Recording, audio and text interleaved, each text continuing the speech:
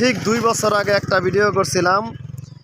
Just এই ব্রিজটা যখন মানে মানে ভাঙতেছে, আজকে আবার এর আগে কোনো ভিডিও দেইনি। আজকে এই কুলে দৃশ্যমান হয়েছে, তাই ভিডিওটা করা। দেখেন আমাদের ব্রিজের ওপাশে পাশে আমি দেখানোর চেষ্টা করতেছি। দেখেন কত সুন্দর ভিউ, লোকজন চলাফেরা করতেছে, কত সুন্দর ভিউ। অবশ্যই ভালো লাগবে আমাদের এই ব্রিজটা মানে আসলে।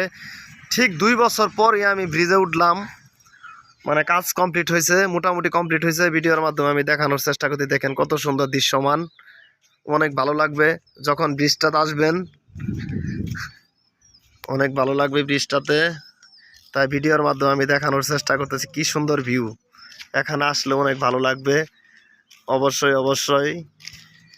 এই ব্রিজটা যখন মানে উদ্বোধন হবে তখন কি পরিমাণ ভালো লাগবে যে ভিডিওর মাধ্যমে ভাষা প্রকাশ করতে পারতেছি না। এই দেখেন কত সুন্দর, আমি এই যে ব্রিজের ভিতর থেকে আমি দেখানোর চেষ্টা করতেছি। দেখেন কত সুন্দর, একদম আঁকা বাঁকা রাস্তা, একদম প্লেন যখন হবে আমতলি থেকে যে চন্দ্রকোনা যাবে, আবার ভিডিওর মাধ্যমে দেখানোর চেষ্টা করতেছি। দেখেন কত সুন্দর। এটা হলো আপনার ভীমগঞ্জ, একদম ভীমগঞ্জ হয়ে কানা সকালা হইয়া একদম শেরপুর যাবে। এত সুন্দর, তখন মনে হবে যে বারবার আমাদের আমতলির একটা মানে সুনাম আছে যে আম গাছ। এ দেখেন এখান থেকে একটা আম গাছ ছিল, আম গাছ একদম কেটে ফেলেছে। তখন মানে এখন মানে 4 লেনের রাস্তা হবে। ভিডিওর মাধ্যমে আমি দেখানোর চেষ্টা করতেছি আপনাদের। দেখেন এক ভাই আছে। এ ভাই, হ্যালো ভাই, কি অবস্থা? যে আমার দিকে তাকান।